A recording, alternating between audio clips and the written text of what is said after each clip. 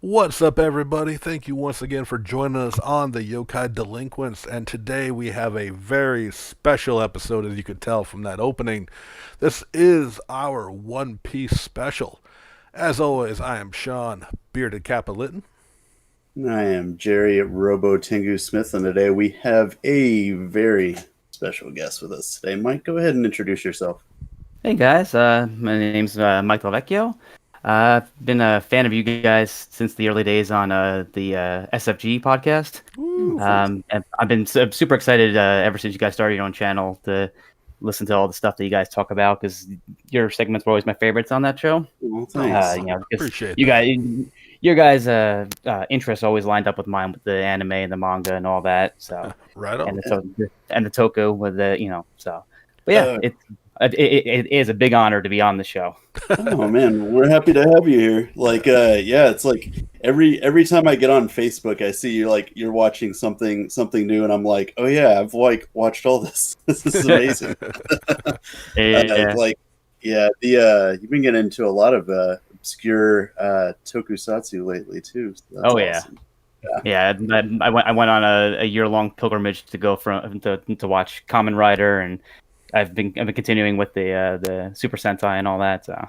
Oh, yeah, for sure. Oh man. And we know you're one of the few people in our circles who had the time as well as the willingness to come on and talk with us about One Piece, being that I said you've watched or read it all, and one of the ones that I could talk about the current, which we're not going to get quite into this, but the reason we're doing this for all listening, as a time of recording, this is the 1st of January 2021, and on the 3rd, my birthday, by the way, we are getting the 1000th chapter of One Piece. And me and Jerry That's were a just hell of a birthday present. right. And me and Jerry were talking about it. It was like, you know what? One Piece is a big part of our lives for many years, and we just kind of wanted to give it the best tribute we can with the show we have. So what we're going to be doing today is we are going to be doing a One Piece retrospective, going through all of the arcs, all the mainline arcs, none of the filler stuff. Unless y'all want to. Hey, we're pretty relaxed around here. And we're just going to talk about what we thought, some of our favorite moments, and any, just whatever. We're going to be chatting up One Piece. This goes without saying. Spoilers. Spoilers.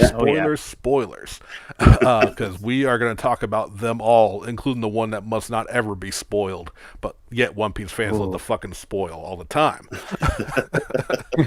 But, y'all gonna be seeing clips playing through. I got some gifts. I got some great One Piece art playing during this. I'm getting fancy with this one. Yeah, I'm upping the production value, which also means I'm upping my hourly rate, Jerry. I'm gonna need my paycheck soon. Wait, you get paid for this? Oh, no, sadly no. But yeah, so guys, we're gonna jump right into it. For those, sorry, you got something, Jerry? I've got some stats to throw out Sure. before we actually really get into it. So, One Piece, the manga by Ichiro Oda, has been going since 1997 in Shonen Jump. The anime has been going since 1999. Of course, we know the manga is up to 999 chapters. The anime has just released its 956th episode, with 957 coming out on January 10th. They also have a buttload of movies. There are 14 movies total. The last one, Stampede, came out August 9th, 2019. That's like insane. Yeah. Yeah, for sure. One Piece is a powerhouse in Japan, as we've discussed, especially what we saw just in our 2-week trip to Japan, how much One Piece stuff was out there, just from merchandise to Shonen Jump stores to their own stores. So yeah, there are other manga that have already topped 1,000 chapters, but I don't think any of them have exactly the worldwide recognition that One Piece does. Right. Mm-hmm. And so yeah. All right, that was y'all now know what it's all about. Now you're going to hear what it's really about. Yep. Like you said, the manga starting in 1997. They called it the Romance Dawn arc, which is I believe a reference to Oda's initial kind of like the pre One Piece manga he had made. Right. Would Yeah, have certain the one shot that they had done for something, right? right. I think it was just like one of his little entries into Shonen Jump. Like, hey, I got a story, which it didn't pan out, but elements of One Piece were found in that Oh thing. yeah. So I think they just kind of named it after that. So I mean, Yeah. yeah, was And, it? and it was really interesting, right? Because in that Garp was a pirate. All right. Yeah, it's really interesting stuff. If you get the box set that they've been releasing, the big collections, they put a little bit of extra stuff in each one, and that was actually for the first box set. I believe they put that in it. Right. Yeah, it was really cool to actually have a translated English for that. Right. So yeah. Which I have that box set. It does have its own little like mini manga for Romance Dawn in there. It's pretty cool extra. So yeah, so we'll get right into it. Yeah, we got the first arc, introduction of Luffy, Kobe, so many. Yeah, I guess Zoro's technically still part of that arc. But so what was like some of y'all's thoughts when you first saw like the first episodes of One Piece? You go ahead, Mike.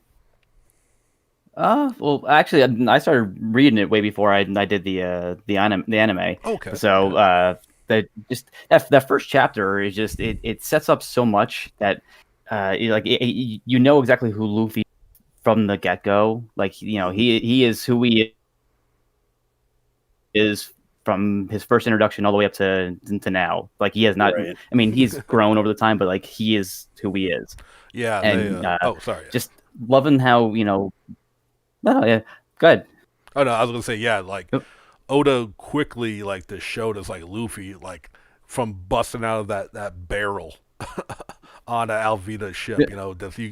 Just while I say yeah, he's totally grown, but like yeah, Luffy has been Luffy like for the longest, and his art is a goofy style art, but Luffy is so fitting in that, and he immediately becomes a protagonist you like. Oh yeah, yeah. You glom onto to Luffy right away. Like whenever people talk about who their favorite characters in the show are and all, you kind of have to like exclude Luffy because he's like a given, Right. and then everyone else like falls into into a level. Mm-hmm. Oh, for sure. Yeah. Yeah, I still remember the first time I started watching the anime and seeing that the first chapter is not the first episode. It took me a second because that first chapter when he's a kid and he meets Shanks and Right. he looks up and all he wants to be is on Shanks' crew and all that. He stabs himself in the eye and all that. Like it's just like everything builds from there. And then even having like the first appearance, retconning of Emperor Hockey, going way deep into it already. But like seeing that and like from that moment on, like oh yeah, for sure. Now, like Jerry, what was your early impressions of One Piece? Yeah, I mean, so it's kind of funny. Whenever I first got into it, I was like really young. It was whenever it came out on Fox for Saturday morning cartoons, right? Right. So I dug it, but it wasn't like my favorite show on that morning. I thought it was really interesting, but like as I got a little bit older, I just kind of like sort of shrugged it off because it was just really sort of goofy and not really what I was into at the time. And I mean, like, just kind of going down that little rabbit hole. My first real, like, whenever I decided to get into it was I had to be like early 20s, decided to watch some random new episode. And they were on Thriller Bark already at the time. And we'll get into that later, Nightmare Luffy. And then I decided to get into it from there.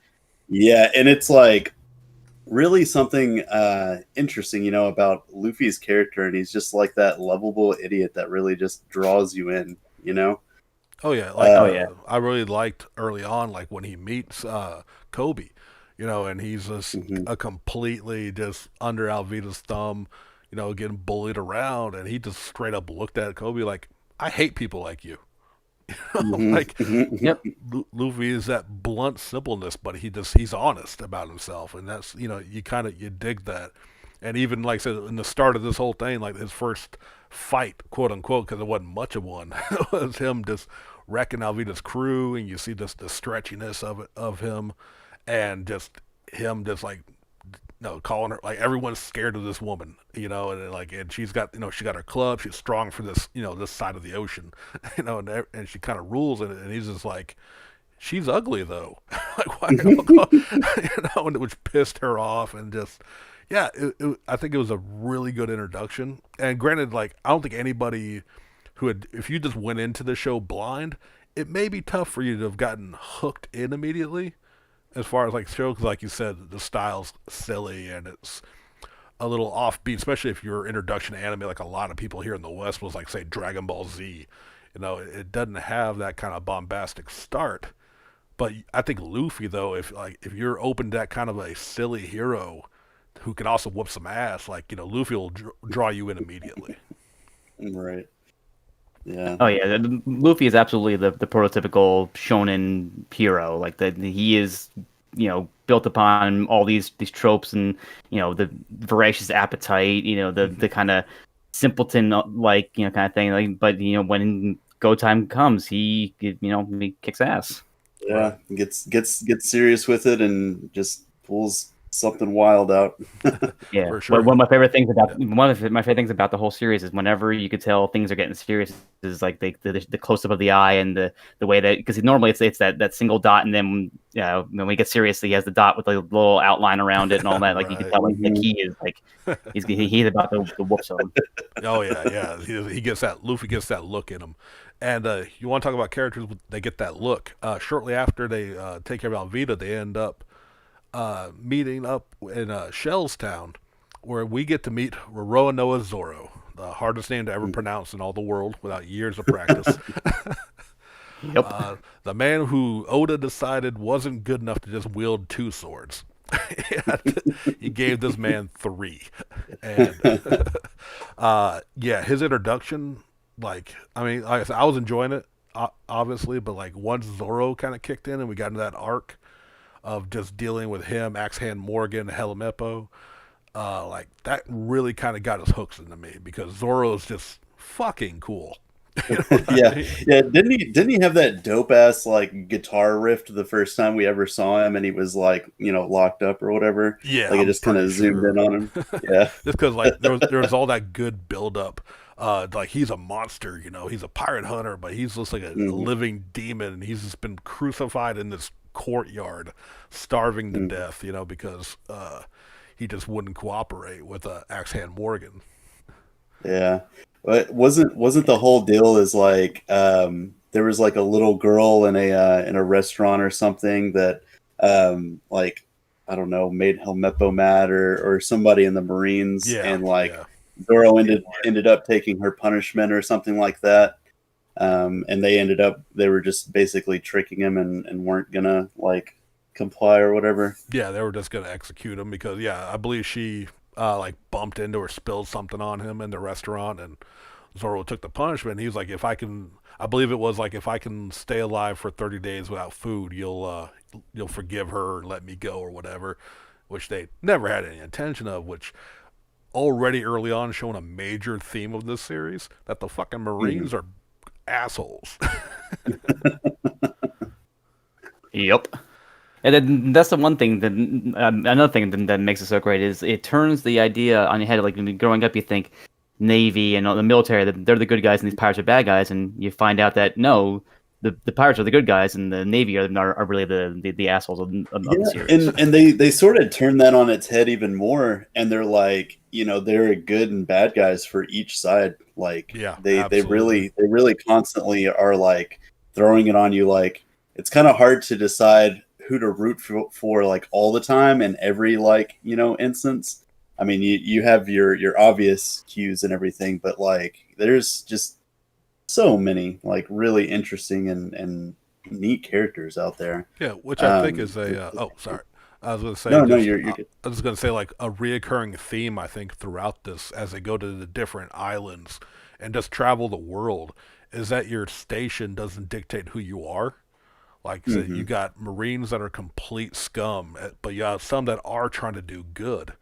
And yeah, pirates who are complete scum, but also ones who are they just want to be free, more or less. They don't want to be under the rule. Like Luffy and them, they're pirates. Yes, they don't follow marine rules. They'll battle the marines, but they're not assholes. They're not pillaging and killing people. They're just setting out for adventure, but the marines don't want that. So by those terms is what makes them technically criminals. So it's a Right. really great dynamic and world building that Oda set up in this series. Yeah, and speaking of like bad pirates, that brings us to our next arc, the Orangetown arc. You mean best pirate? Mhm. Yes, we yeah. Up next is Orangetown because as they were, I believe it was like as they were leaving after dealing with Axe Hand Morgan and Helmeppo, Zoro and Luffy, make their escape. They decide to work together. He draws them into the crew, and they also meet Nami, who is a pirate thief. She is the first girl, which is, again, this is just the start, even though it's not as long as some of them go. But again, here we are introducing a new character, and we don't get their origin for a very long time. Hmm. And that's something like Oda now. She doesn't hold the record for it because, good lord, there's some characters who get their backstory hundreds and hundreds of chapters later. But Right, yeah, right. and well, we do get to meet the greatest pirate in all the world and the best character in all of One Piece, Buggy the Clown. Yes, yes, Red Nose Buggy the Clown and his Big Top Circus pirate crew. Yes, he is. He is I've said it before on the show. I'm gonna say it again now. Buggy is my favorite character in all of One Piece. He All of anime. all of Basically. anime. I mean, arguably, there's very few people I. What was that? I would say I'm pretty sure he said on record. I'm pretty sure Oda said that Buggy is his favorite as well. Yeah. He That's why he has persisted this long. Yeah. Oh yeah, definitely. Yeah, you can. That's why Sean doesn't get a lot of collectibles of him It because is so Oda is sad very particular. that Buggy has been around this long, and I can honestly say I think I have every figure, and I don't have that many. Like he sadly doesn't get enough love in the collectibles department, but he. This is also the first introduction we get to another devil fruit user Oh yes, right. in this. So like he has the chop fruit. As opposed to Luffy's gum fruit, it made him rubber. This one makes Buggy be able to separate parts of his body. And we're not going to get into the logistics of separation also equals floating. It just happens, okay? We're just going to go with it. Yeah. I love like that's also one of my things that I love that Oda puts in there occasionally is he'll try to explain a devil fruit. I'm like, that doesn't make sense, but okay. No, that's absolutely true. Because like the rubber fruit makes sense. Luffy can Yeah. stretch and snap back. It's not like it's this permanent stretching. He's always got the rubber feel. And Buggy can separate parts of his body. He can be cut, and he'll be just fine, as Zoro learned quickly when they first tried to take him down. And I think what I like about Buggy is that he's a character that he has a strong devil fruit. If Buggy was smarter, he'd be a much higher threat in the world of One Piece. But all he wants to do is get gold and live a comfortable life. He ain't super worried about things. And as you learn more about him, is what really drew me into him. But I always just I don't know. Yes, I have an affinity for clowns. I'm not denying that. But I really enjoyed his introduction when I first saw that, and I'm like, this dude's cool. But this is actually not the arc that made him my favorite. But he definitely put him on my radar. We'll get into Right. we'll get into the arc that did that here a little bit later. But Yes, we'll see you in 3 hours. right. But yeah, so Luffy gets to fight his first devil fruit user, which there's all kind of wacky antics with Buggy floating around. I'm sorry, I'm taking the lead on this guy. I got to talk about my boy. No, you're Go good. for it. He having trouble with a man who can separate his hands and load it up with daggers and stuff. And you can cut rubber. Luffy's big defense so far has been that bullets just bounce off of him, but he can be sliced. So he's having to deal with Buggy, but with the help of Nami, who's very tricky. She ends up getting some of his body parts so he can't reform, and just one of Luffy's most underused and effective attacks. He hasn't actually broken out for anyone other than Buggy, which tells you how high level Buggy really is. That he kicked him in the dick when he just had his legs still running around on the ground, and and we had that, and it was a silly but a very good fight. You know what I mean? Like, 'cause, I mean, you're dealing with a whole circus themed. On top of that, we had Zoro taking on Kabuji, who is a unicycle riding swordsman, because circus theme. And this is them dealing with the Buggy Pirates and Buggy's introduction and just his cool power. This was an early favorite of one of my for me on these arcs. Yeah. Lion Tamer Moji was interesting too. Oh God, yeah. And Richie. And Ricky. Yes. Yeah. And then there was that little the story with the dog Shoo Shoo. Oh, They did some bills on us. I'm about to say, is this the first arc that hits us with the One Piece feels? I think it is. Yeah. With rethinking about this whole arc, it makes me think that it's the introduction of all the things that we love about One Piece. It's the feels.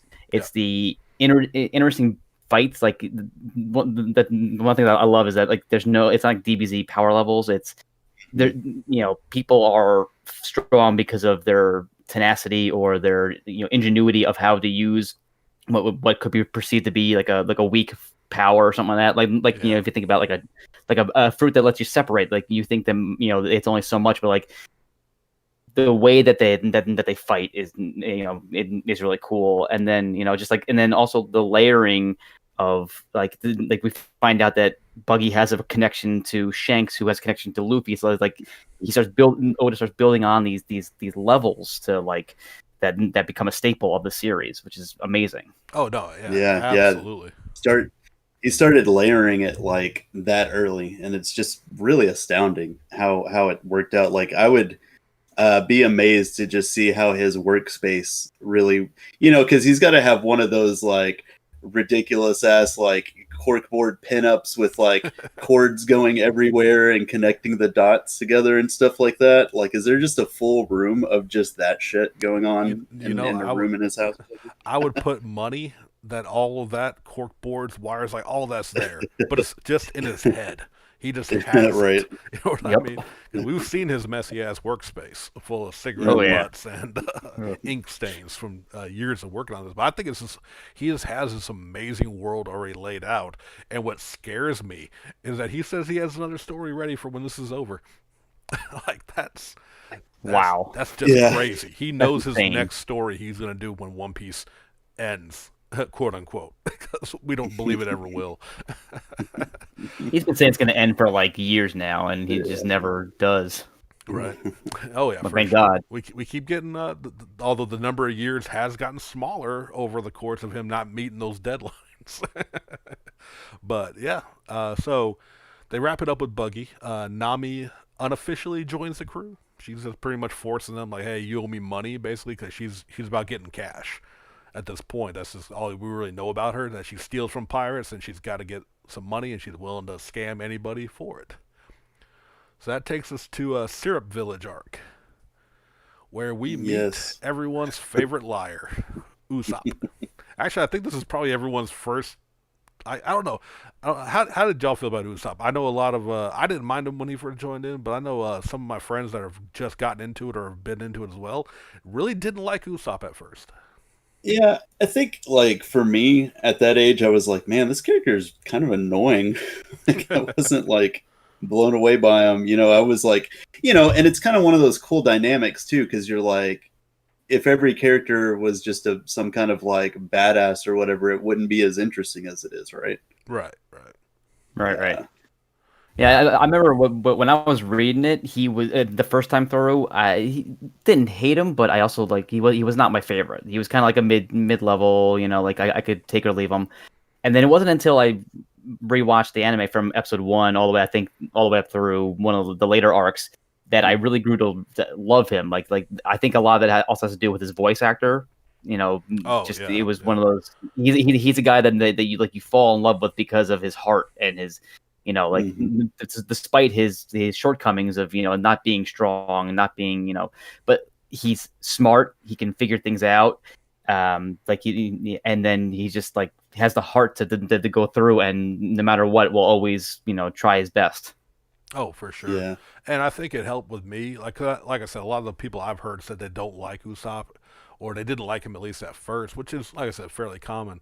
By the time I discovered One Piece, I've watched a lot of different anime at that point. Like once I figured out how to acquire anime through nefarious means, if I'm being very honest, I watched a lot. So like I didn't necessarily. I was used to like how there's certain characters don't all have to be just badasses right off the bat. It's not like I Mhm. dug the idea of him being, calling him the liar, but you just see really is just telling the stories to make the sick girl whose name I'm forgetting, but just like telling her big big stories that are not true yet. If y'all ever notice that Oh about yeah. Usopp's lies to her, most of them have come true now. Yeah. Yeah. Her Yeah. name Oh was yeah. Kaya, by the way. Kaya, thank you, thank you. Yeah. It is 20,000 years since I watched that. Right. All right, Right. we No, I got feel billions it. of characters, but thank you, Jerry. Yeah. Mhm. So like, not even knowing that yet, though. Like I said, I dug him. I thought it was interesting because I tend to root for kind of the underdog characters in groups. Though at this point, and still to this day, Zoro is my favorite Straw Hat. Besides, like you said, Mike earlier, besides Luffy, because that's Mhm. always that's Of always course. a Yeah. prerequisite is Luffy. Yep. But I dug Usopp early on, and to me he only got better. And I recently, once we'll get into more details once we hit that arc. My buddy hit the arc where he truly started going, you know what? I like Usopp, and yeah, Right. Yeah. There's definitely a point in the series where like people, if they're on the fence about him, yeah, fall in love with him at a certain point. oh for sure. Yeah. But we get a And oh sorry, we also got another member of the crew for that arc as well. we did after Um, Yeah, we taking did. We taking did. care of Captain Kuro and the Black Cat pirates in a and to me this was a kind of the showing the multifaceted battles that could happen in One Piece as well. It's not always just a mhm. straight one-on-one fight.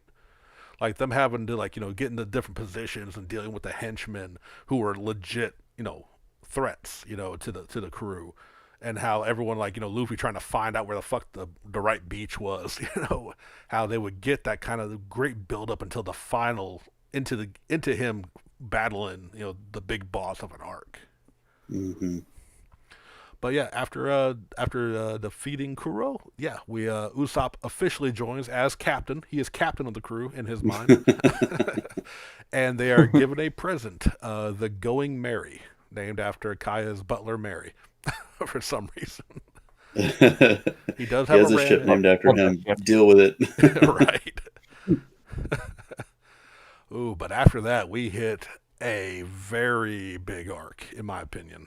Like not like I said, we got some big ones. Of course, they're all pretty big, especially early on at this point because they're just revealing so much. But to me, I never known if I said this right. Barati,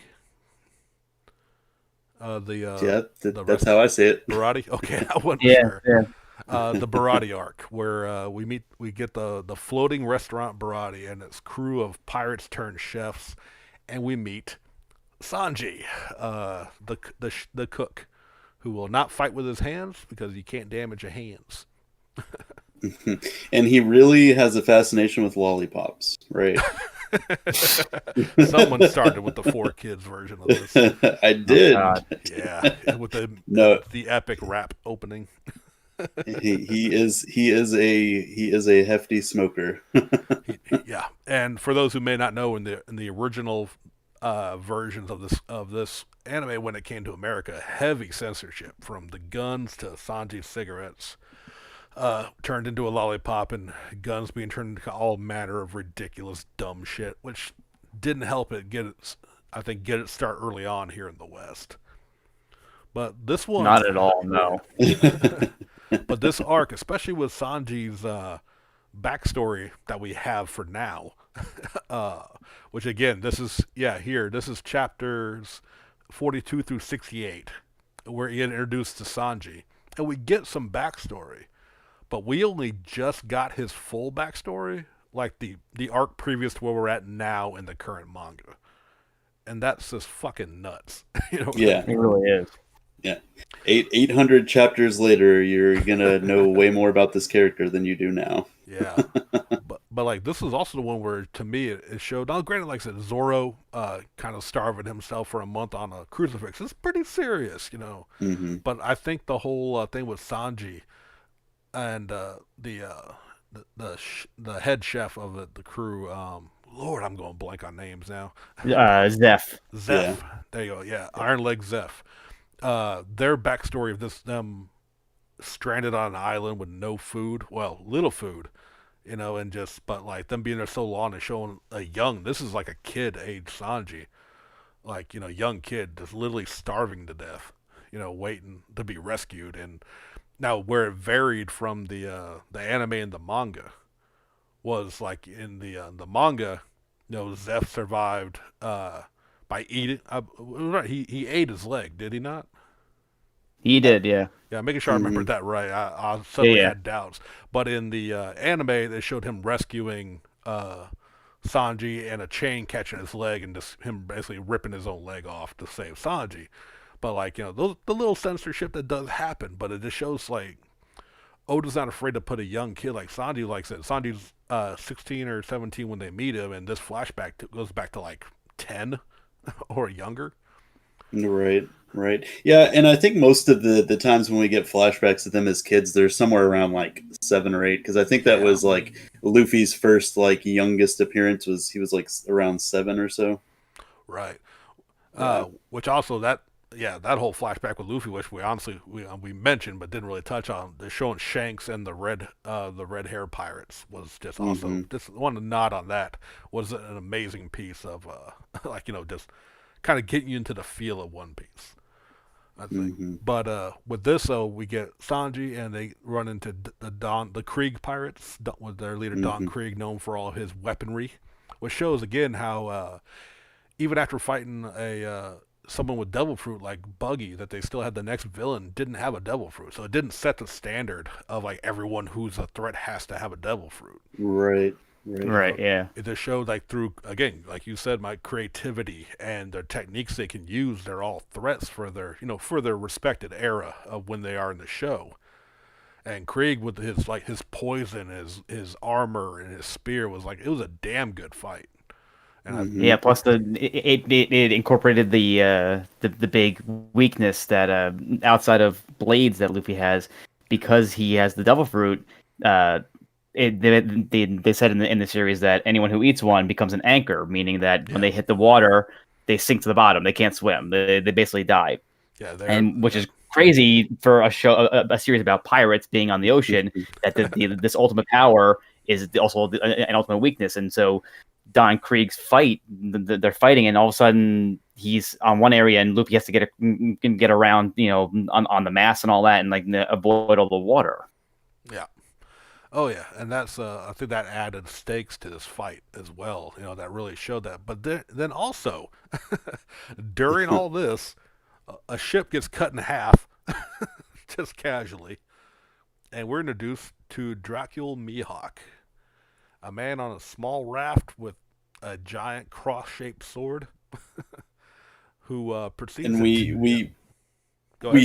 we hear our first whispers of the Grand Line, Yeah, and yeah, that's where Don Krieg. That's why they came to the Barati, because they were weak after being defeated by Mihawk, for like because they were trying to go to the Grand Line, and like he essentially just decimated them and then chased them down.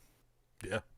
Which again, also like you said, that's the grand line. That's showcasing him, Hmm. Oda slowly showing what the Straw Hats and our heroes are gonna want to achieve, because Zoro is wanting to be the strongest swordsman, and he just sees a guy who can cut an entire ship casually in half. Yeah, and I mean, like at this point, you know, his name is already renowned, so he's already known as the greatest swordsman in the world. Yeah, and Zoro challenges him, and Zoro tastes defeat. Like not only defeat, he got beaten by a small little dagger from from Mihawk's necklace. You know, like Yep, he got humiliated pretty fast. did Hmm. he took a but And yeah, go ahead. no, I was gonna say that's where it kind of sort of separated itself from other stuff, because you'll always have like the protagonist or protagonists in this case meeting somebody that's way over their power level and then like somehow overcoming the odds and defeating them or something like that. They did not do that here. They very easily showed you the power difference of like where you're at and where the strongest in the world is going to be. Yeah, absolutely. It Which was it Oh was yeah. it was really cool how they did that, honestly. oh, for sure. And what I really liked though was after Mihawk just cleanly beat Zoro, who at this point we've seen him decimate multiple people at a time. Like he had a little trouble with some of Buggy's crew, but like overall he's been and he had his battle with the cat pirates and everything, but he's still been fairly confident the entire time. Here we see him just cleanly and without a doubt defeated, and even he says like it's the shame of a swordsman to have a scar on their back, and he just tells Mihawk, cut me, bro. Basically, like just give it, and Mihawk's like, you know what? I like this kid. I'm gonna cut you almost too deep, and he slices the shit out of Zoro, and he's out. He's down, he and he slices them into that backstory. right, which yeah, then we get Zoro's full backstory, which is also again setting up the theme. The overall theme of One Piece is tragic backstories.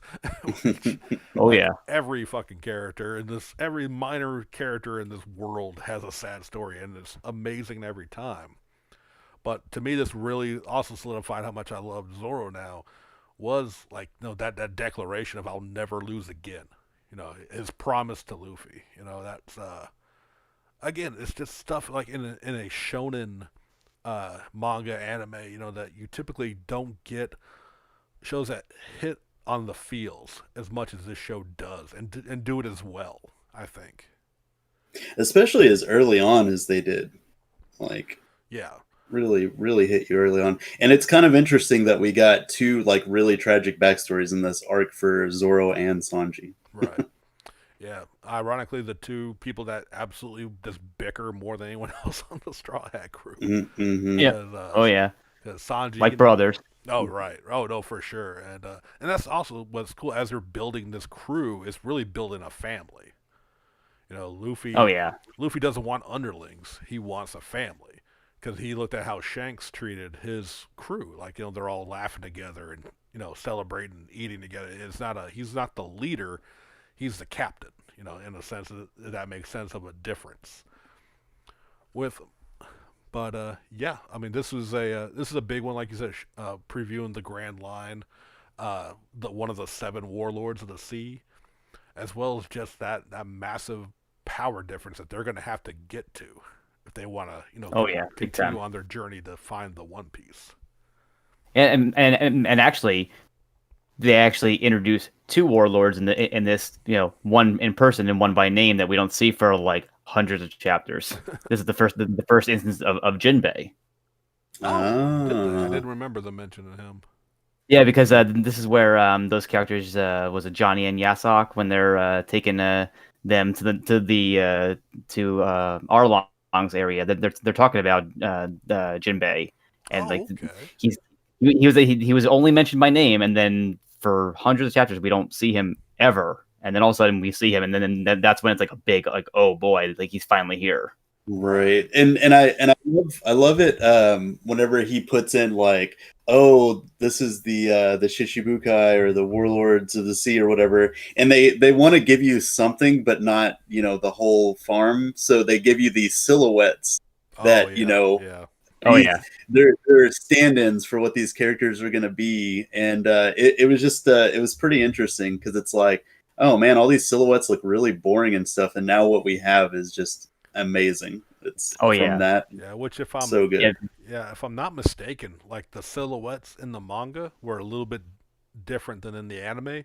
Because by the time they were animating it, I think we knew some of the warlords, So in the anime, I think the silhouettes are a little more accurate because I think the one in the mangas were just like looked nothing like any of them. Yeah, if I'm yeah, they remembering were. yeah, correctly. Yeah, they And I were think just standard looking humanoids or whatever. I don't think even Oda necessarily knew all their designs yet at that point. Right. Yeah. But then we get to, man, arguably one of my favorite arcs of the entire franchise. Is Arlong Park. Yep. Same here. As Nami steals the Going Merry and all the treasure and money she could get from their adventures, she goes off on her own. And we still don't really necessarily know why she's been doing that. But, like, you know, she's always, you know, because we don't know anything about her yet, but this is where we learn her tragic backstory.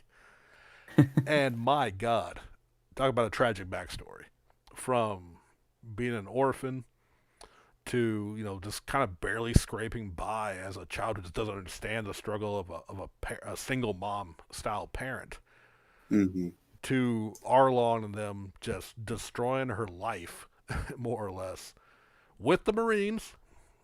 Also, you know, interfering in that too. The shady ass, the rat looking Marine guy, I couldn't tell you his name either. But to just, again, Arlong making a promise and not keeping it. Yeah, it was seriously an incredible arc. And it was kind of the first time as well, like towards the end of it, when that the Marine showed up. And I was like, oh man, what are they gonna do? It's against the law. And then I was like, wait a second, they're fucking pirates. What am I worrying about? Right. Yeah. But yeah, like it's the first instance where we get like, you know, this is your crew, essentially, and like the walk to Arlong Park, Oh, and yeah. Oh yeah. you get your crew battles and everything, and like, man, out of all of the backstories we get in this like saga, this is definitely one of my favorites. Oh yeah. For the East Blue saga. It was just, Oh, for sure. Yeah. man, it really just hits you, and it's, you know, they introduce so many interesting characters, and so many of them that show up later too that you would not expect. And then it's kind of funny because you get to see, you know, new attacks and how each crew member kind of handles themselves in a struggle. And there's, you know, you always get that Luffy circumstantial fight where like something happens and it disables him, and then Right. you get back to it, and then it gets like to the nitty gritty, and it's like the real fight, you know. Yeah. Um, And what I was gonna say, like, before we get into the fights, I kind of want to talk, like you said, we get the first. I think this is the first full-on like crew versus crew battle.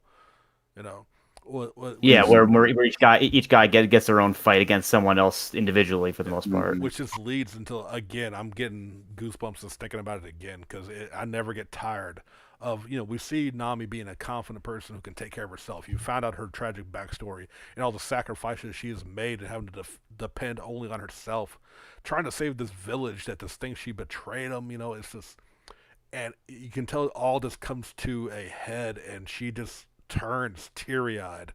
She's done all she can, and none of it worked for her. And she just turns and looks at Luffy and says, "Help me." And Luffy just puts his hat on her head and just screams his war cry with the boys, just all taking their pose like, "Let's go fuck up these fishmen." You know? And it's emotion. It shows like Nami in just that little bit. You've gotten to learn how strong she can be, but you see that very, you know, she's not a perfect character, you know, and she has to. That's growth right there of just showing, hey, I can't do it all by myself all the time. mm-hmm. And to me, it's Yeah, just, and yeah. Go ahead. I would say the whole you know, you said it, but I don't know if you know, people who don't know the series at all, but him putting his hat on her head is such a symbolic thing because, like, you know, we've gone through this whole series up to this point. This is his treasure. This is his number one thing that no one can ever touch. Like, you know, he freaks out in the Buggy arc when Buggy, you know, slices it with his with his knives. He yells at Nami for don't touch my treasure. This is mine. And then when he finally says hang on to this for me. I trust you with this while I go deal with this. Is just like that sends goosebumps up your arms. Yeah. Oh, absolutely. Because like she is, as he puts it, she's my navigator, which is basically saying that he wants her on the crew. That's his family. And what Right. proceeds then we get into this Zoro facing off with Hachi. We got Usopp in his most devastating attack of Usopp Rubber Band, taking on the I can't Yeah. remember his name, but the spitting Chew. fish. Chew. I know he always said Chew, Chew. yeah. That's his name. Okay, yeah. With Yeah. that, and then of course Arlong versus Luffy is just an epic fight. Hey, you glossed over Sanji versus Karubi. That was the whole underwater fight. That was a great Okay, fight. yeah, Yeah. that was Yeah, good. I did skip Sanji. Sorry, no one cares. I'm sorry, no one cares about the simp cook. No, yeah, you're absolutely right though. Sanji taking on the black belt Manta Ray underwater. Yeah.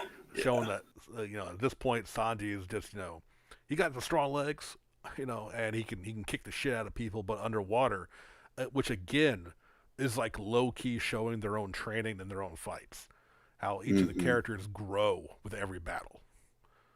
And I think Yeah. it's a lot more And subtle they- than just saying like Goku beat so and so and now he's stronger. You know what I mean? Like this is a bit more subtle and just like you see their growth slowly. Right. And this kind of introduces the whole trope going forward that Sanji is like is a guy that always goes to rescue whenever one of the guys with the devil fruit fall in the water. Like he's usually the guy to jump in saving them, and showing that he can. He's on equal level with a fishman. Like I don't know if we ever talked about the fact that these are fishmen. Like Right. they live in the water. That they are as fast and as strong, if not stronger and faster, in the water as they are on land. So Sanji, who's he can swim. He's not like deathly. It's not a death sentence to be in the water for him. But he's slow. He's a little weaker, and he has to breathe. And this thing's coming at him, and he's able to be on par with him. It shows how much of a badass he is. Oh yeah, absolutely. And like what Jared said earlier about the Luffy getting kind of put out for a little bit, where he was trapped underwater because they got him in the water and they had to stretch. Like I love how they're like, how are we gonna get air to him? Wait a minute, he stretches. They just drag his head out of water, but it just shows like just like they don't know each other that well, so they weren't really thinking at the time. Like all Luffy's abilities, but which then Luffy finally gets back in the fight and it's just an epic battle with Arlong, and just showing like Luffy gets even more detail about how he was using Nami, and where like you can beat a man, but it takes a lot of hate in your heart to just kick a man through his own building, like down every floor. Yep. With I think it's Gum Gum Battle Axe. I think is what he called it. Something like that. Yeah, I'm pretty sure. He just literally steps on Arlong, like stretching his foot hundreds of feet above him and bring that foot down on his chest and just knocking him through every floor of Arlong Park. And it was because not only did he have to beat Arlong for Nami, but he had to destroy the place where she was being held prisoner, basically. Yeah. Like that was symbolic to her. Like, not only am I beating this guy, I'm destroying your prison for the most part. Oh yeah, absolutely. Yeah, breaking those chains.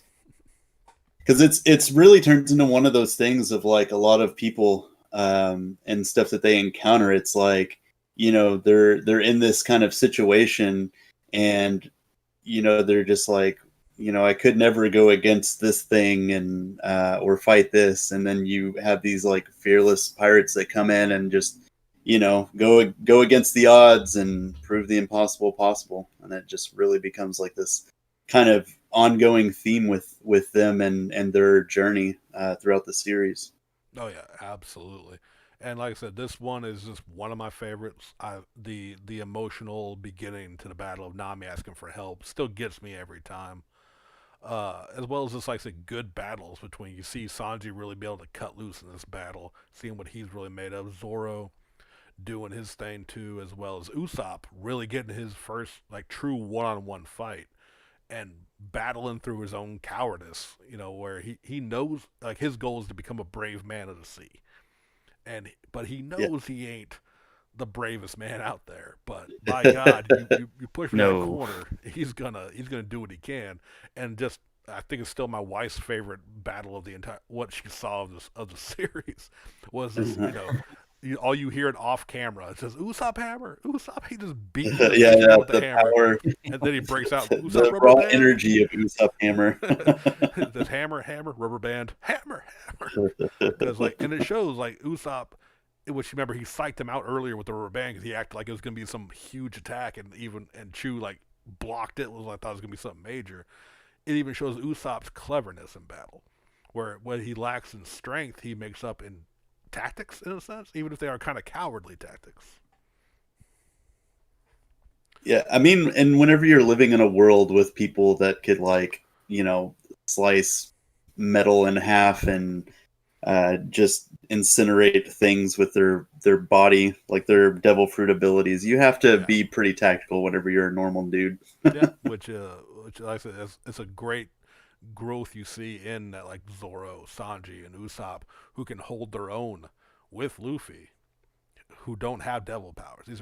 They're all strictly just by their own skill and training and like dedication, and I think that's really fucking cool as well. Oh, for sure, definitely.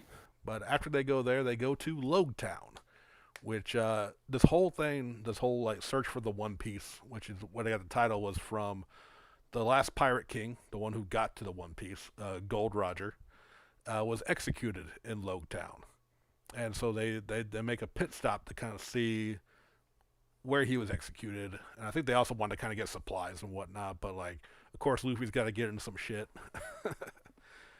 and this is where we get introduced to Logia type devil fruits. Right.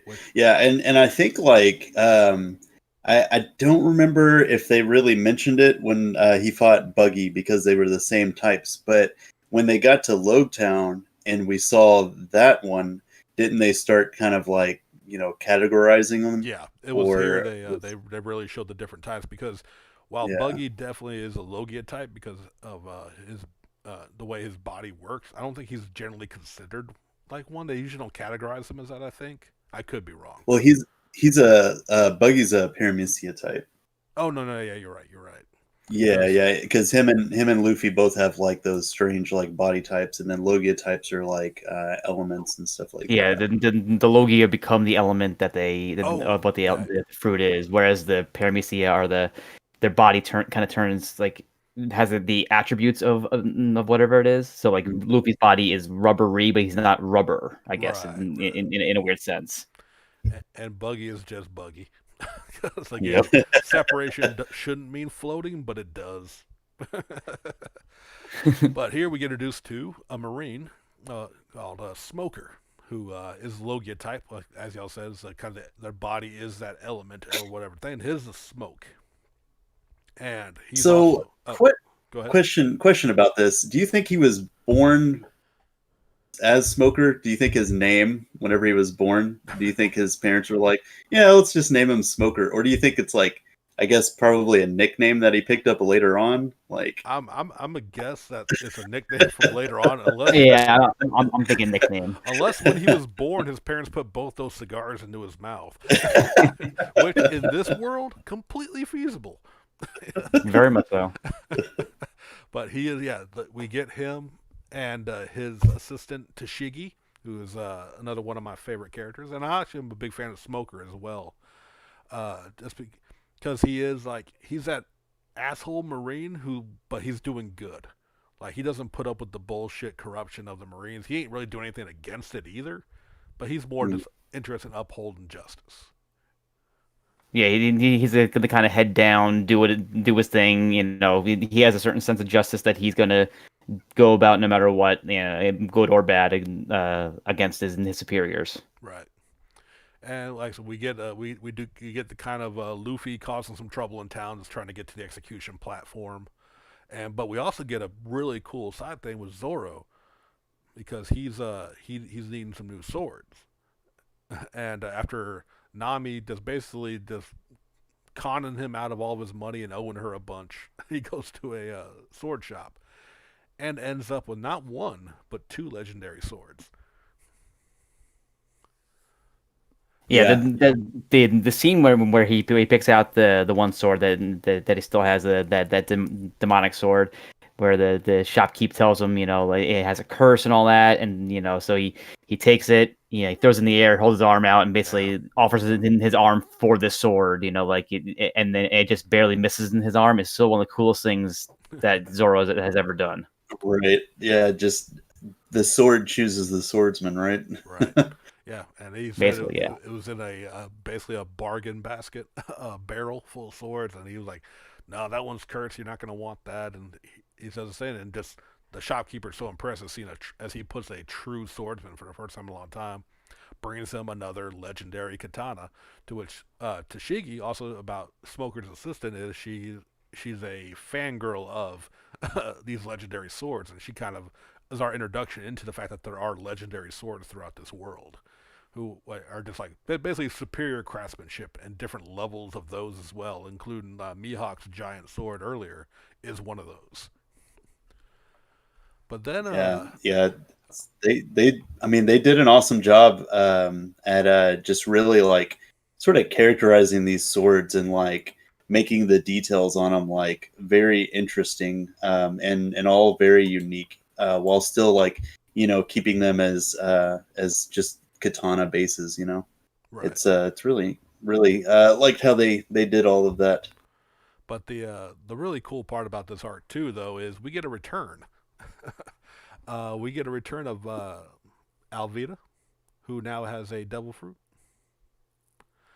She got the smooth fruit, and like they didn't even recognize her because she like looks completely different now. And then you also find out she is teamed up with another pirate.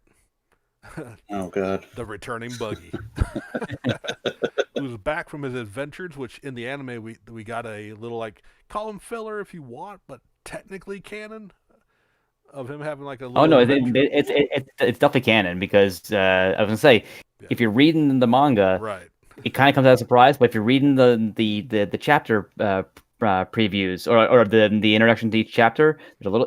Oda starts doing these little side stories that become actual canon. So like you see Buggy on this adventure trying to find his missing body parts.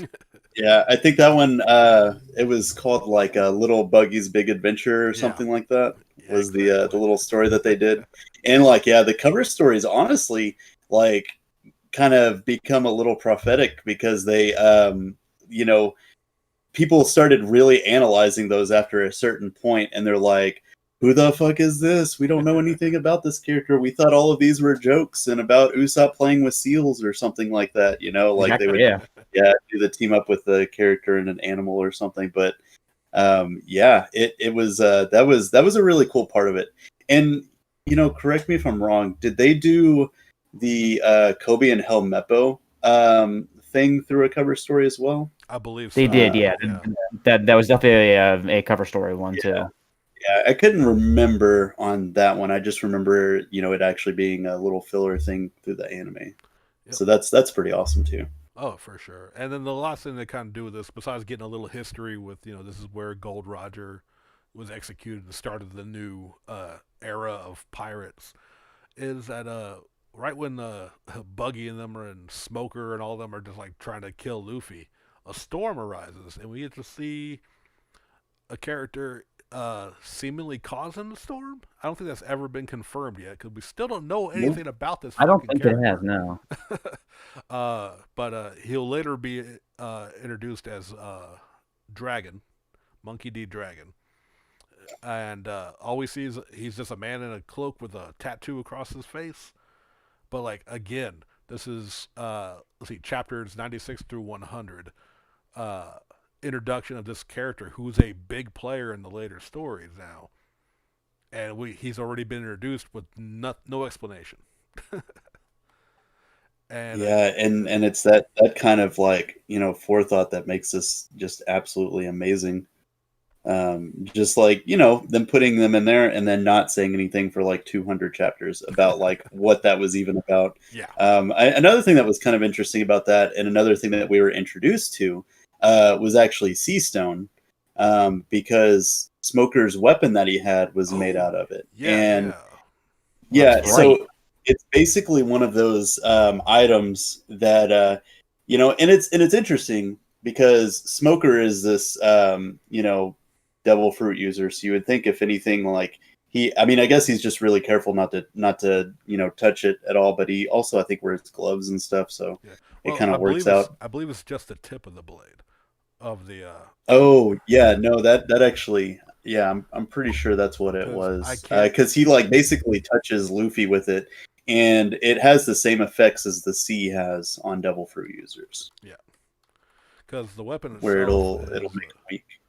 I'm trying to remember the name of it. It's a It's like a sigh, it's right? like a sai with only one side to it, but of course it's Mm. a jite. Jite is what it's called. Basically, if y'all know what a sai is from like Raphael Ninja Turtles, just picture the one of the sides are missing, and they were a common police weapon in the feudal like samurai era. So, but his is of course like the size of a giant sword, but that is with the tip of it being the sea stone. Yeah, This is where interesting. we you kind of realize there are different Marines of different strength levels that are obviously trained and dealt with to deal with Devil Fruit pirates. But from here, we are going to they're heading towards the Grand Line, which is kind of the Yeah, goal. They know that's where all the pirates have to go to, and we get to Reverse Mountain Arc. yeah, that was actually the end of the first saga, the East Yeah, Blue saga. So next we start the Alabasta saga. which with this one we get of course more world building. All these early chapters, which I think a lot of some people aren't keen on with this series because like in between every great fight, it's a lot of world building, and if your anime taste isn't for that, you just want to get to every fight. That's kind of why I understand why some people don't dig One Piece, and I try not to judge too harshly, but I'm usually judging them pretty harshly. Same, same. But here we learn a bit about the Grand Line, and we get introduced to Laboon. I don't know why I have to say his name like that every time. Well, before we get to Laboon, though, we get introduced to the way to get to the Grand Line, which is completely bonkers, Yeah, right? yeah, yeah, Like, like they have to sail their ship up a mountain and then down it. yeah. And it's one of those things that's like been highly speculated by fans for years. And like they released a map, but I'm still like, is this right though? Is this correct? Just like how the world is. So you have the regular sea. So you have of course East Blue, West Blue, North Blue, South Blue, and each one has its own like little interesting power rating and stuff like that. You have like the normal oceans and stuff. Then you have the Grand Line, which is supposed to be like this is where pirates go to become famous and seek out the treasure of One Piece and clues to it and everything like that. So it's like one of those things, and they have this really kind of touching moment right before they get to the entrance of the Grand Line, where they break out a barrel and all kind of like put their hands in or put their feet in or whatever, and sort of like make their claim of what they're gonna do in this journey, like what they want to accomplish and stuff like that. And yeah, it was a really really touching moment before we crossed over into that new ocean. Oh yeah, for sure. Just showing like they've already battled together, but it was kind of like, you know what, we got to make this like official. Like, we're all promising we're going to see this to the end as a crew. Yeah, absolutely great moment in there.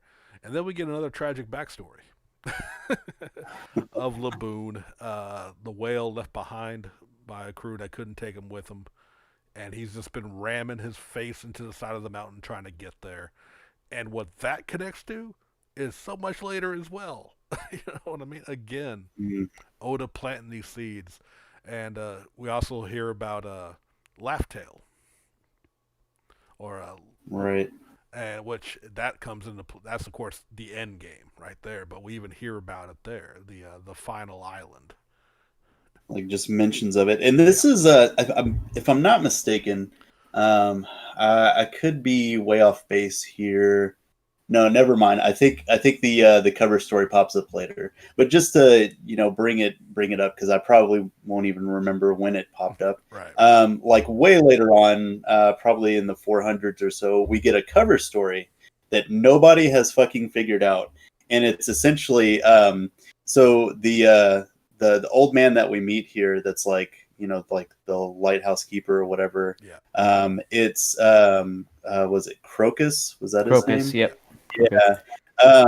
So the cover that he did, and it wasn't connected to any other covers around this chapter, but it's basically Crocus like having drinks with somebody, and you only see them from the back, and like they're wearing very like Watto esque, like traditional Japanese clothes. So it's really interesting because they've never told us like who that character is or anything like that. So I don't know. There's still a lot of speculation going on that. I feel like it's a character that they just may have introduced recently in the series, or was around back then.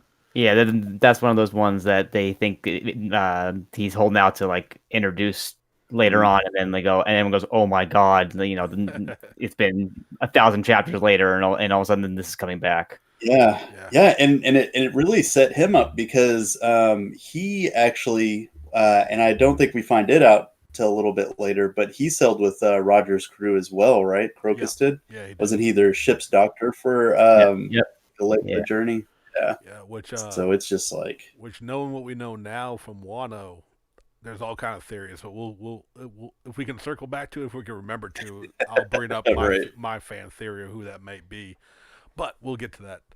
But that's pretty much what we get a little bit with Laboon and him, Crocus, kind of explaining how to get the things, which leads us into them making it up there.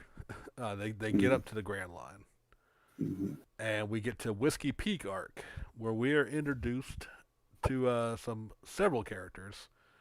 well, okay, hold on. Before you get to Whiskey Peak, Okay. we were actually in Laboon introduced to Vivi and whoever her little sidekick was, and this is how we kind of got started on the whole numbers and everything. Yeah, because she was in disguise, right? And then this is also when we find out that they need a special kind of compass to navigate the Grand Line, right? The log.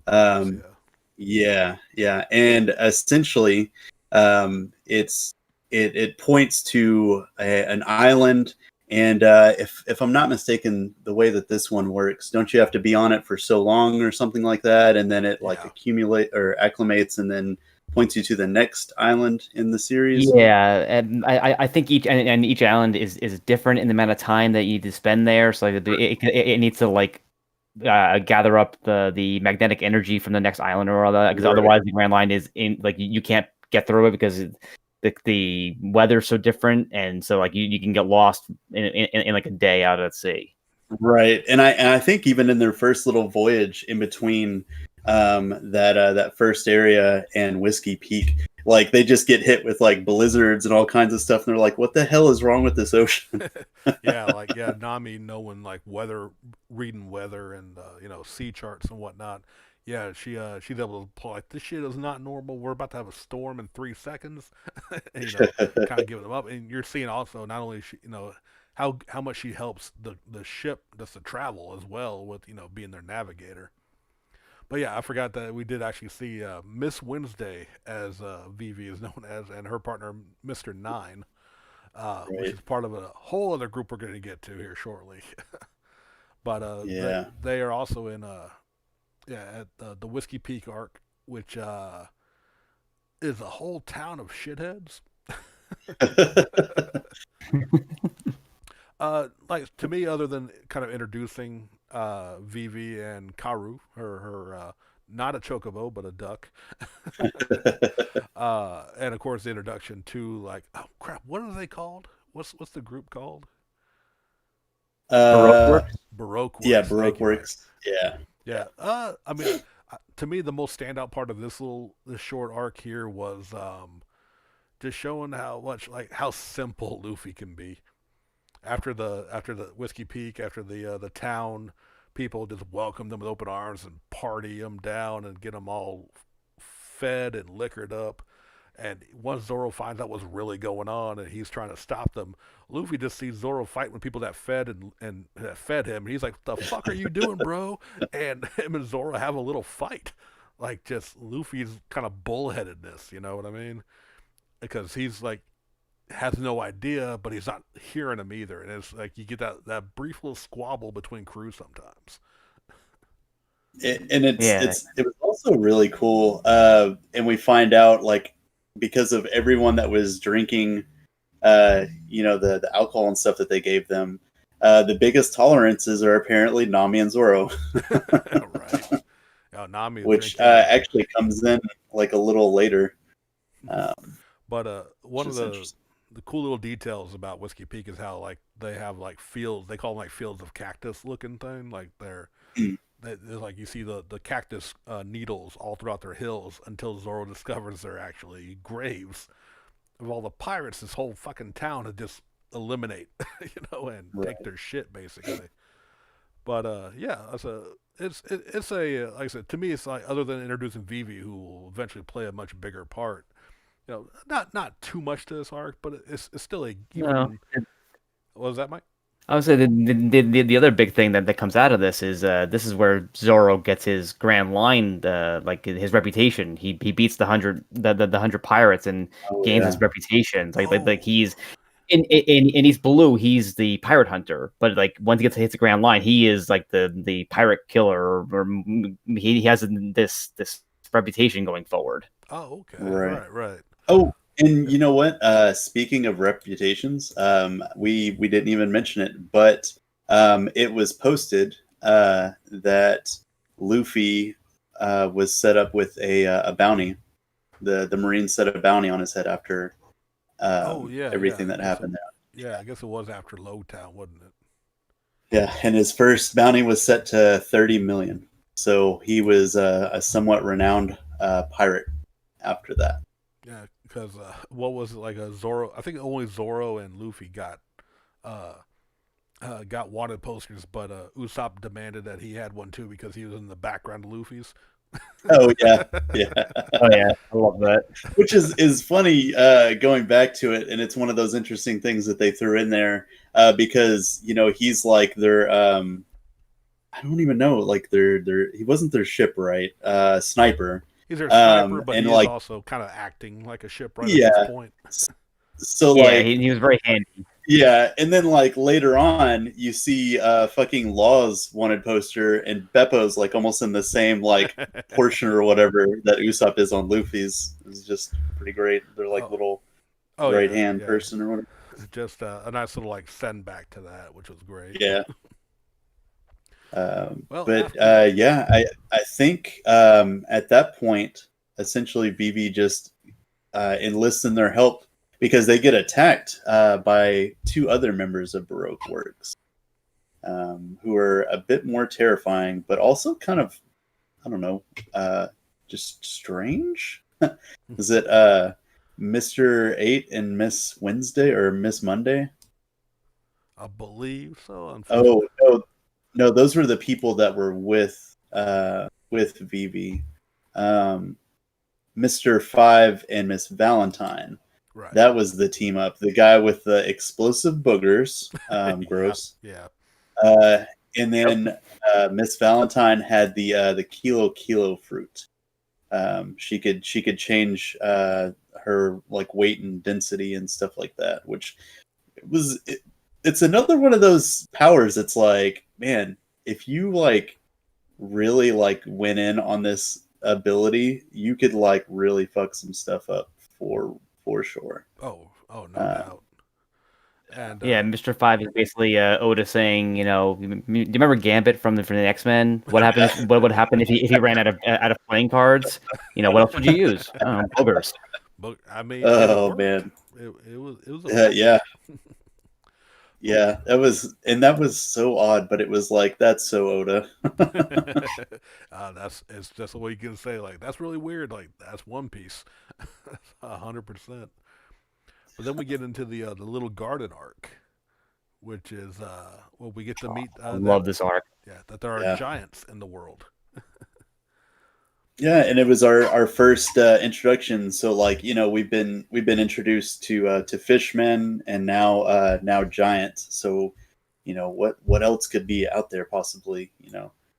It was a really good arc too. The two giants, Bragi and Dory in it, were just like what they fought like every day for hundreds of years, just locked in combat because they were under two other giants that were in opposing crews or whatever.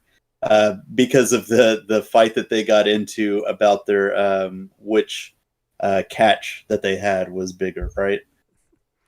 I believe that's what it was. It was like I think even to a It was something point, silly, yeah. yeah, like they forgot what they were fighting about. like, Right. they're like, it does, but at that point they were kind of like, you know what? It doesn't matter because this is our belief. This is what we live by, which really touched Usopp.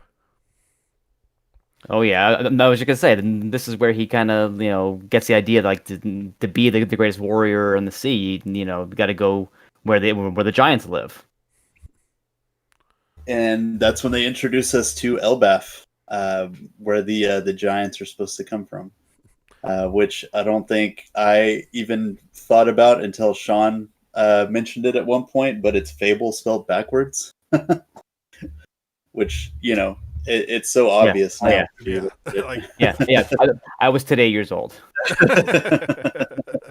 yeah, but again, that's that creative writing. And I'm looking at the wiki, and they said they had long forgotten why they were fighting, but it literally was a quarrel over their hunting competition, which got them kicked out of Elbaf, and they had to go settle their difference here. But Yeah. We get more Baroque works, and they're actually talking about taking the bounties for these giants because they're worth like 100 million together. yeah, and yeah, that's where we get Mister Three and Miss Golden Week, which are two also very creative powers. There with Mister Three is the wax fruit. Yep. And he which is just he can create wax. He makes anything from armor to just weapons to a giant rotating candelabra.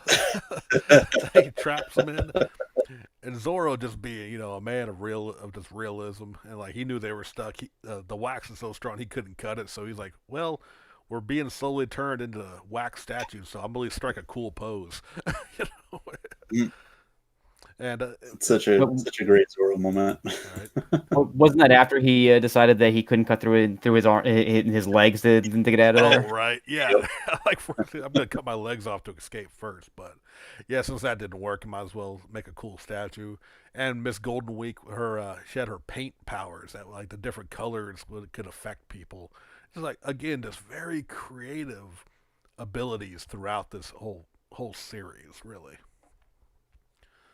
But and then we get through there, and what I love probably about the end, jumping to, is how they want to get off the island after they take care of everything, but it's being kind of like there's a giant goldfish. So they Yeah. What's that? end up pulling us. Oh, sorry. No, I lost you for a second. Go ahead.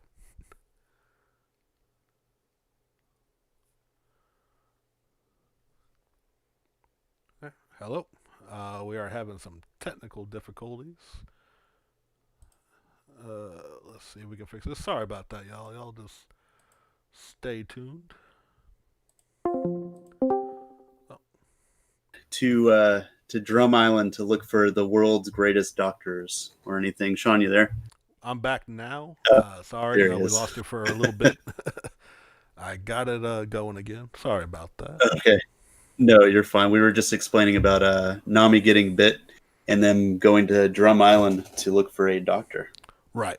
And I just wanted to point out real quick that before they went there, they had to bust through a giant goldfish, which Oh, that's right. Yeah.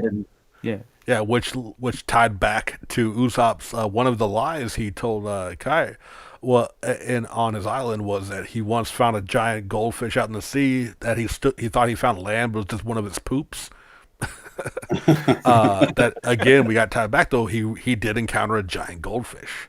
So like again, some of his lies becoming truth. It's pretty cool to me. Right. But yeah, then Drum Island. Yeah, trying to cure Nami. And my God, do we get some tragic backstories here? Um, yeah, like what? Well, probably my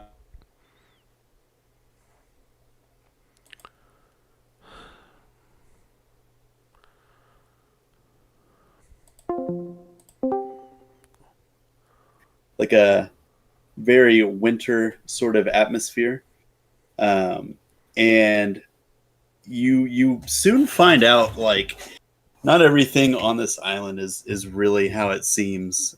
With like there supposedly being doctors, but there aren't any, and then you soon discover that the whole island is controlled by a king named Wapol, which is he pretty much keeps all the doctors under lock and key for himself. Right. Yeah, he's not allowing anyone else. But there's one doctor out there who is like basically the rogue, and that's Kuriha, who everybody claims is like a witch, right? Of course. Right, she's living for like over 100 years, somehow. Yeah, yeah. Her beauty, right? It knows no bounds. It knows no bounds whatsoever. And she has an assistant with her.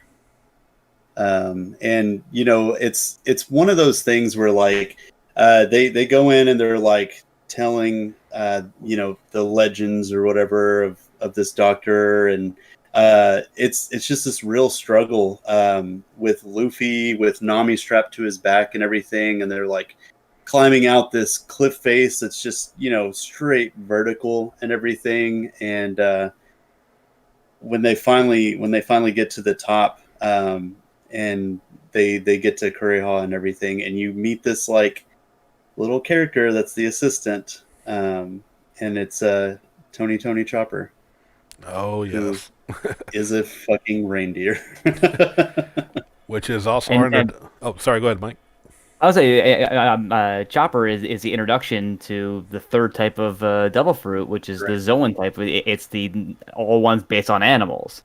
Yeah. So it's basically you think that it's a little guy that eats a reindeer fruit, and you come to find out it's actually a reindeer who eats the human fruit. So he's half human, half reindeer.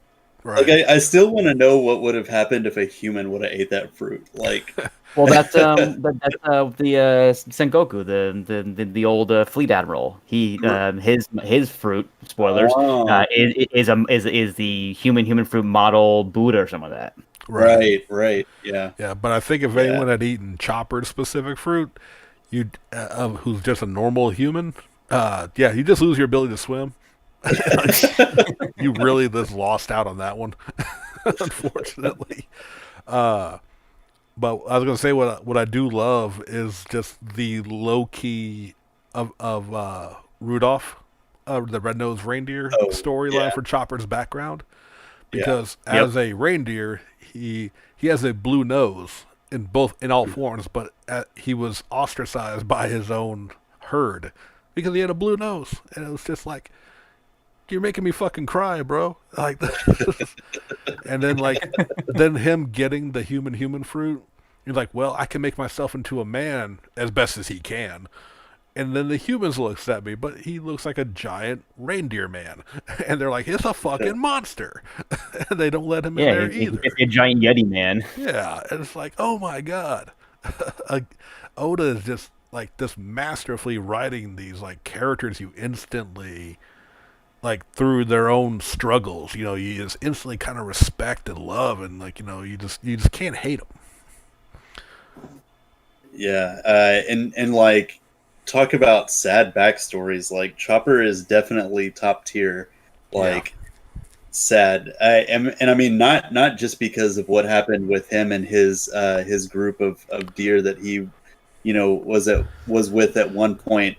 But we find out about another doctor that was illegally practicing medicine, Dr. Hiraluk, who was actually, his friend and mentor.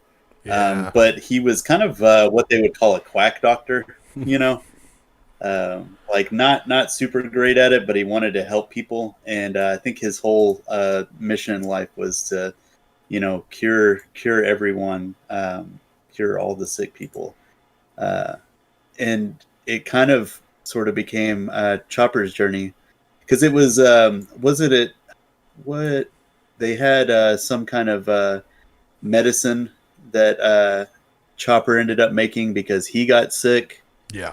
and he had told him about the pirate flag, right?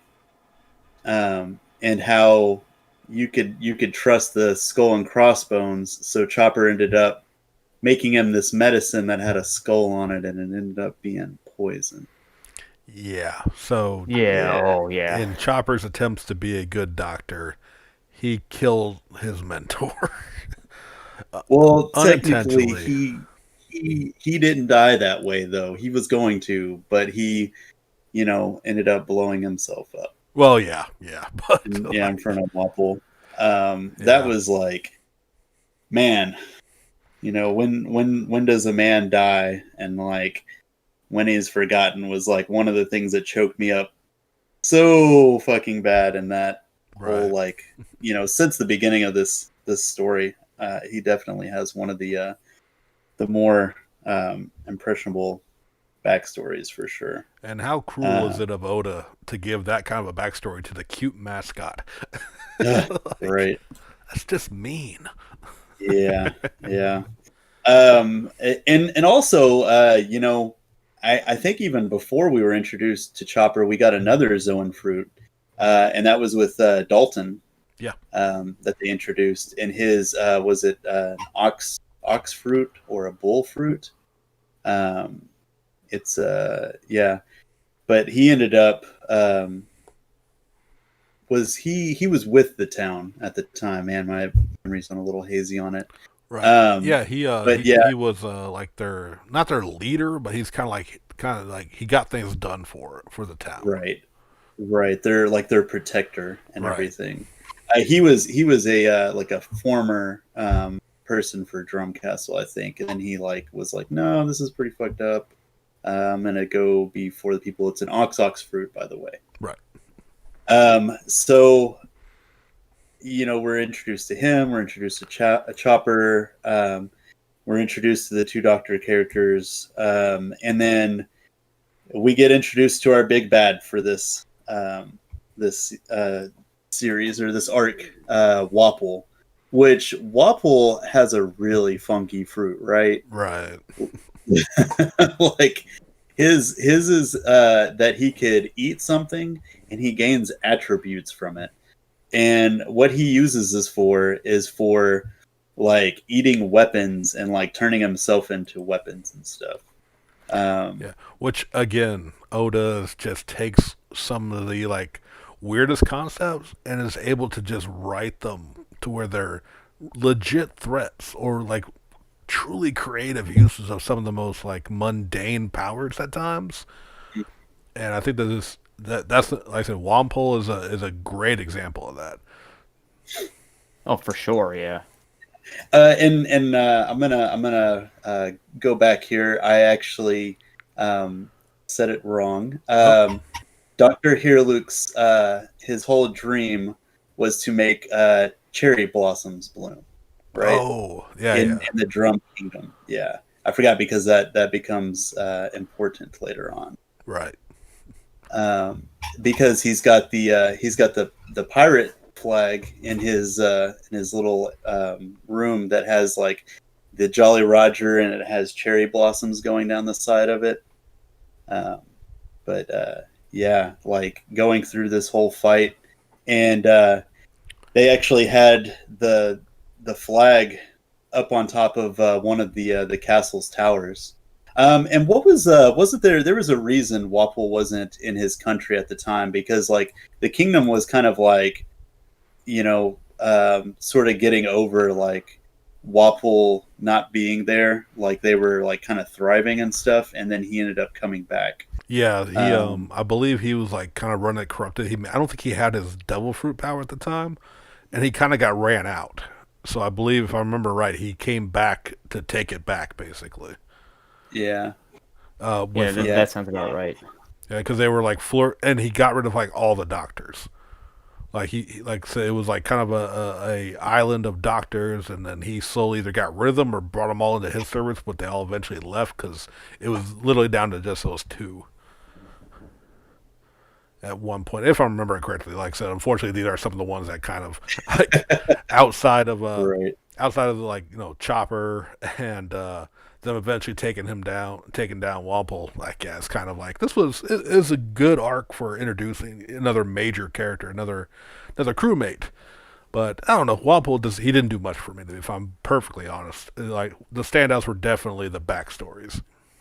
Oh yeah, Oh, for and sure. Yeah, yeah. honestly, like if you just wanted to get a taste of this arc, they made a movie specifically for it that was honestly really well done. The Drum Island uh, movie. Oh, okay, Uh, yeah. yeah, it was really good. I can't remember what movie number that was though.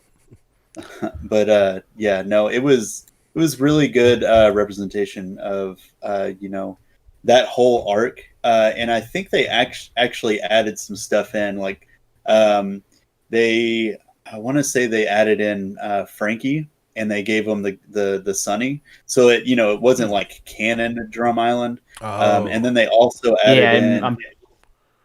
Go ahead. I would say that I'm pretty sure this is Luffy's got Gear 2 and all that, and at this point, which he didn't have for a long time, during the Yeah. original run of it. Oh right. yeah, and then I think they added another enemy, which was like Wapple's brother. And yeah, that was I don't even know what number it was, but it was episode of Chopper Balloon Winter Hmm. Miracle Sakura was what it was called. Hey, look, the only Chopper stuff we need is more Chopper Man stuff. Well, you're in luck because they make a lot of it. They do make a lot of Yeah, Chopper's little Oh side yeah. stories as a superhero. yeah. But yeah, Jerry, go ahead and keep breaking down the arcs. Unfortunately, I'm closing some of my tabs because we were cutting out when I was switching back and forth. So Okay. I'm gonna leave it to you now, buddy. Oh yeah. Yeah, buddy. What we got next? So the next arc that we got, Drum Island ends on a really, high tearful note. Chopper decides to join the crew. On their way leaving, Dr. Kuroha and Dalton end up loading these cannons with the cherry blossoms and essentially make Luke's dream come true. They make it back to the ship and end up finding. So I think what was it?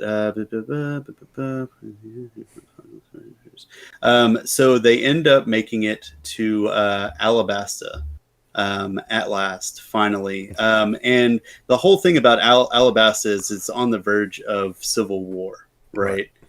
right? And Vivi's, basically been like, hey, there's one of these warlords named Crocodile. He's the leader of Baroque Works. Do we know that it's Crocodile at that point? Do we know that he's the leader? They call him Mister Zero at Right. this Yeah. point. Like, yeah, like they don't know his name. Like, they don't know he's the leader of Baroque Works. Right. Yeah. So we get to and it's interesting, and it's also a thing that we really get to see that islands can be as big or large in this world, and like you have whole countries and continents and everything, and Alabasta is one of those major like humongous kingdoms that we're getting to, and there's this whole thing with like Baroque Works and Crocodile essentially trying to overthrow like the dynasty that's in place so he could take over from the shadows and just rule Alabasta. Right. We also get introduced before we get to Alabasta. I think this was actually after Drum Kingdom, but Mr. 2 pops up. Right. Right. And it's interesting. Mr. 2 is like this very like wild and flamboyant character, and his ability is that he can change his face to look like anyone. He just can't like change his voice, so he like changes into Nami, and then like starts talking, and Sanji's like super pissed off about it, and like no. But it was kind of interesting because they sort of made like a little bit of a kinship with that character before he knew who they were. Yeah, for We sure. Which, side note, because you mentioned a character already that we haven't gotten to, Frankie. Yes. It's funny to me that they're in the same series that both Yeah. Mister Two and Frankie are voiced by the same guy. He just Right. hikes his voice up a little bit more for Mister Two. Super. I think that's great. Yeah, no, I love that. I love that voice actor too. Yeah, he's been around for a while because he's actually, side note, he is Judah in Gundam Double Z, Oh, which is from the early '90s, and then Yeah. he's also Ninja Man in the later episodes of Kako Ranger, which I'm getting to right now. Which is funny because he's also pops up in the like joke series Akiba Rangers as well. Yeah, and it's funny because he's a very like Showa level villain. So it's actually him, and he's not just voice acting for a monster or anything. that's funny. Yeah. From what I understand, oh no, you know what? I was getting it confused. I'm thinking of who's the one later, much later on with the huge head. yeah. Because that person is a friend of Oda's that he wrote that character for Oh. to be in the series. For Ivankov. There you go. Yep, that's it. Nice. He's like a famous cross-dresser in Japan and like is a friend of Oda's. Oh, that's awesome. Yeah, I did not know that. Yeah, no, that was cool. Didn't know that either. So we we get into Alabasta. We're hearing about all these issues and stuff that's going on. I think a big portion of it is about a lot to do with like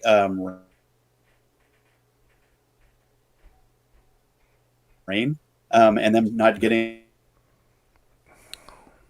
like cities and the cities and outskirts. And I think it's like rain Yeah, powder, and whenever you rain clouds, but it also takes away so it like might make it to where it doesn't rain in those other areas. We actually for the first time ever meet Luffy's older brother, Portgas D Ace, which is pretty interesting and wild that we meet this character this early on, and it's also like, oh, this is Luffy's brother. That is really interesting, and he's like pretty cool design too. Not to mention his ability is he's a Logia fire type. right. So it's like, how much more overpowered could you get than being a Logia fire type? I mean, Yeah, because we also find out that he works under Whitebeard at this point, Yeah. right? Yeah. And Whitebeard is kind of mentioned as this, he is like one of the guys at the time. Like he is like one of the guys that like everyone aspires to be at this point. Right. yeah, Yeah, Ace it's just- quickly, like I said, because of his fire type, his design, and connection to Luffy. Like, it's no surprise that he actually became super popular character. Yeah. And I think they actually end up parting ways when Smoker shows up, because then him and Smoker kind of get into it. But before they depart, he gives Luffy this piece of paper, and he's like, wherever I am, you can find me using this type of deal. Right. So they end up getting to Crocodile's base and finding out his big master plan of how he's going to use Baroque Works to take over the country. He locks everyone up in a sea stone cage so they can't get out. It looks like they like all of the numbers and the teams and everything start getting together, and like they're we get to see our first bit of was it Mr. Four and Miss Merry Christmas. We get to see Mr. One and Miss Doublefinger. Mr. One and Miss Doublefinger are pretty great. I didn't. Oh, yeah. Apparently, there was a kid named Kappa, which is kind of funny. And then after the group escape from this like prison of sea stone, Luffy gets his first taste of fighting Crocodile, which does not go well. No, it doesn't. No, it does not. And Yeah, we find out that Crocodile has the Suna Suna no Mi, or the San San no Mi, which, if you think about it, he's got sand abilities. He's a Logia sand type, and he's in a freaking desert kingdom. right. So it's just like the worst case scenario. This is like, yeah, I don't know. Like if you're fighting somebody that's made out of water in the ocean or something. Yeah, and not only that, but like, not only is he like a Logia type, which means he can basically become non-solid. The dude's got like a fucking hook hand that has like various weapons through it. He's just fucking vicious as hell. It's like his power wasn't enough that they had to add that into there. And like you said, yeah, he fucks Luffy up in their first encounter, which again you don't see that often in a Shonen Jump of like the heroes losing. Mm-hmm. But it Right, is, yeah, because at this point, Luffy has. I mean, he has some trouble here and there, but he's basically steamrolled through just about everybody. yeah, And then so you say, oh, he's fighting a warlord already, but he'll be fine. And all of a sudden, he's run through, quite literally. yeah, literally stabbed through his chest. Like he's like the crocodile completely destroys him. But it's again kind of like when with Zoro getting taken down by Mihawk, it's a point of growth. It shows like him just getting that much better, especially in the rematch where Luffy uses gets some help, but gets some tactics again. Not just brute forcing it.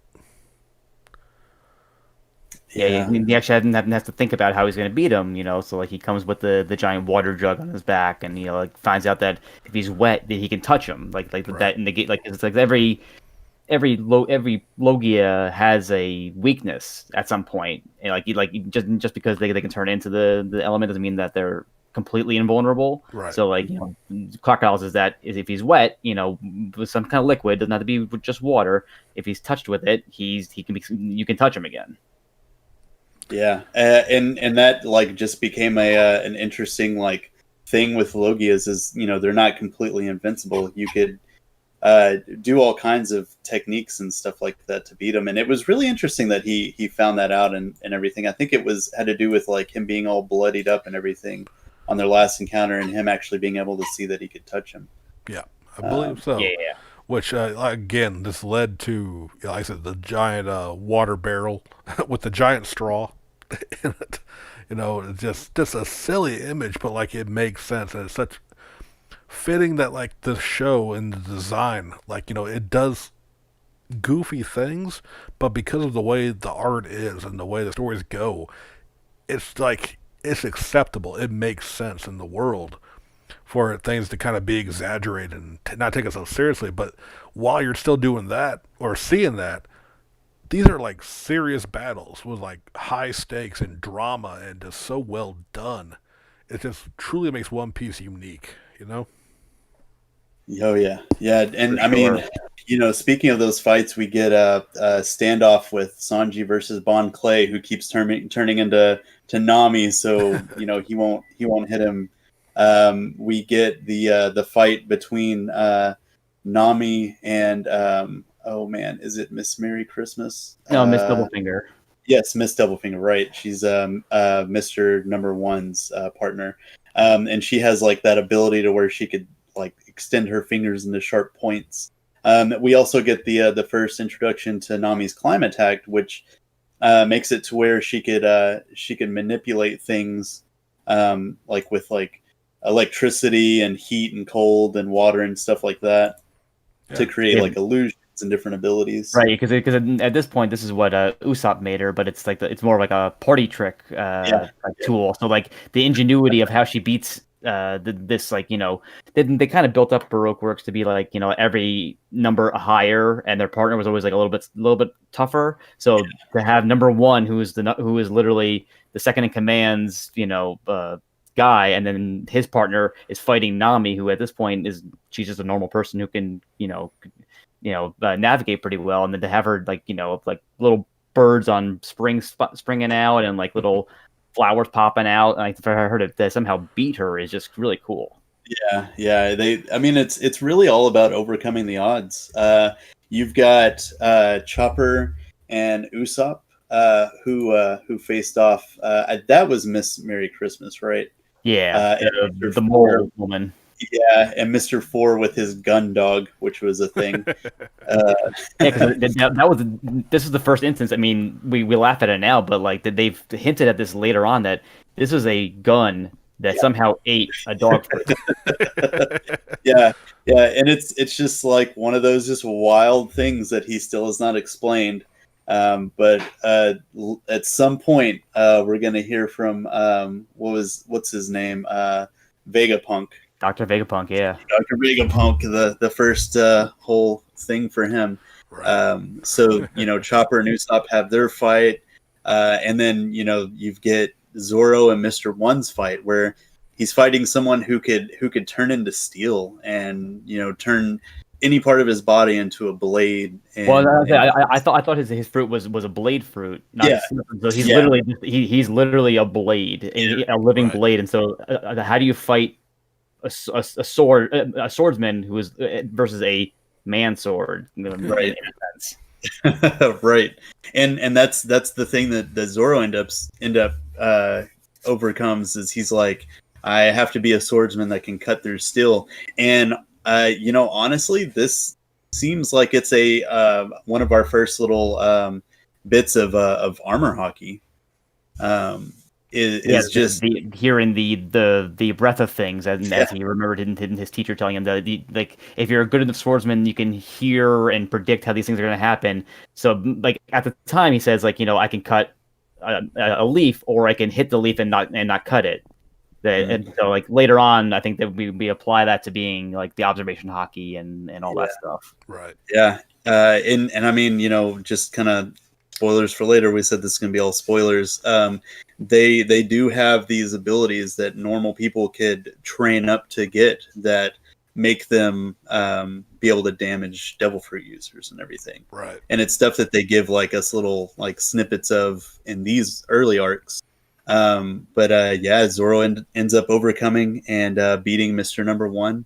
And then we have, while Luffy is chasing down Crocodile to put the hurting on him, we have this whole thing going on in the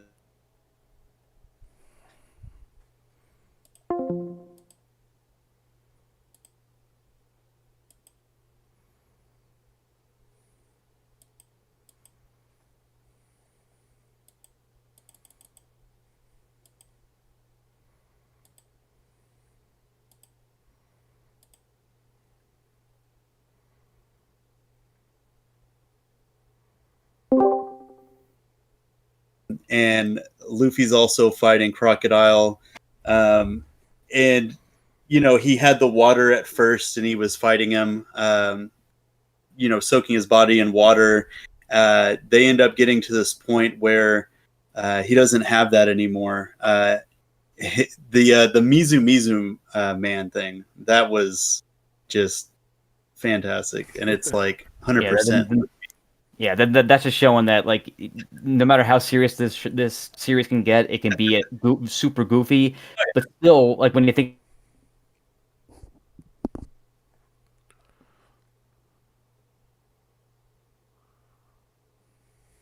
about it, like Luffy is full of like looking guy and still fighting a warlord, pretty on par. Yeah, and it just also shows how resourceful he is. With all those fights, they end up making it to this tomb area, and we get our first Japan and anime is all about the names of their moves and everything, and this is the first time really, right, unless I'm mistaken, that we get Gomu Gomu no Gatling, and Luffy literally Gatlings Crocodile through the roof of this area, and above where they're at is like the town square for the capital city, and it basically signals the end of this long struggle that these people have had of just Crocodile just sailing through the air, just defeated. And it was like a really like triumphant moment, all their struggles and everything that they've gone through.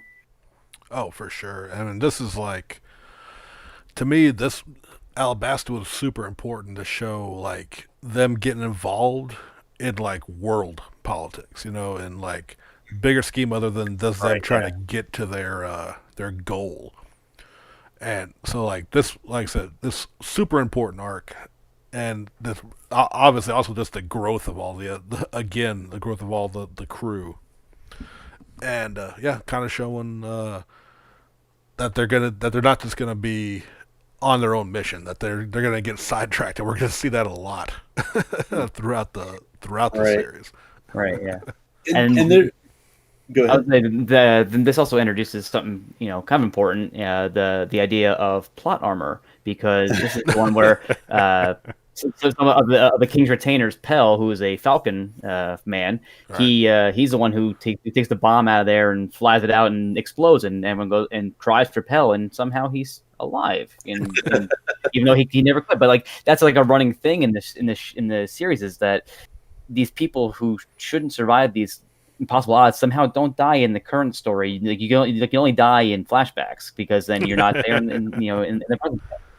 Right. Yeah. No, I mean, and it's like a huge kind of thing.